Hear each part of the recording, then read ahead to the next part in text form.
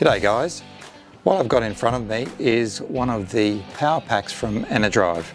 Now, originally designed for tray backs, canopies and the backs of utes, the size and functionality of this also lends itself to four-wheel drive station wagons. Currently I've got an FJ, have done for about 10 years, and I built my own charging system in the back 10 years ago, but I'm changing that up now to lithium. And to run that, I decided to go with something a bit more professional than what I did for the AGM. And there's also a couple of differences when running lithium, which I'll go into a bit later. So this particular pack is the Explorer pack, and this particular one is the Explorer Pack Plus. And the reason for that is just on the front here, you've got a switch which allows you to turn on and turn off a remote inverter. Let's start at the chassis. As you can see here, everything is bolted very securely to this backboard. And that's one of the beauties of this particular product. Because what I'm able to do is take this whole unit, lift it up like this, and I can just install it into the back of my vehicle. I'll be doing an installation video at another time and show you exactly how I'm doing that. Now let's start at the actual front of this unit. Down here you've got the circuit breakers. Along here you've got switches. And down here you've got the ePRO monitor. Now that's important when you're running a lithium battery particularly.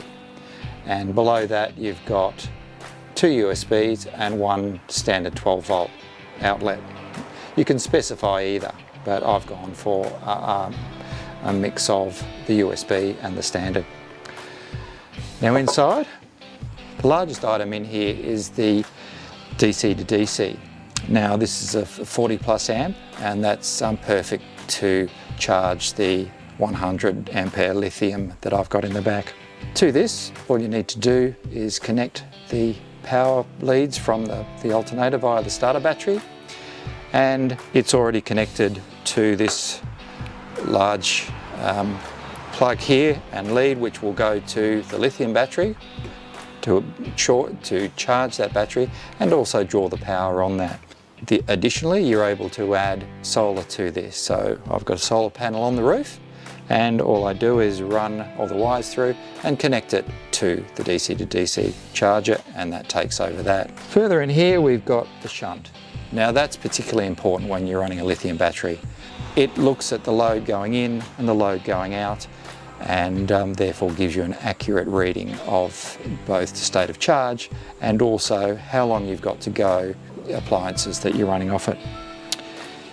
In here you can see this is the cable which runs to the inverter. Up here you've got the actual fuses, the main fuses. Now I'm going to be running a compressor through this, so I've mounted the compressor in the back of the vehicle here. And to do that, well, one of the circuit breakers has been upgraded to 40 amps to cope with the load. What I've also had to do is I've had to put a relay in, which is quite a simple thing once you know how. And I've installed that just there. It fits inside the box. Running other things to it, I'll be running a Selfie Telstra booster, a mobile booster, which is one of these switches just here, just that one there. And all I need to do is run the positive and negative to the switch in that case. Fairly straightforward. The fridge is already wired to an Anderson plug. It's got a circuit breaker built in and no switch on the front here because you can use the switch on the actual fridge itself. So very straightforward. Fits well in the FJ and would do similar to any other station wagon, Prado, etc. All in all, a very tight little unit, quite thin. So it's going to sit in the side, and a cover goes on that.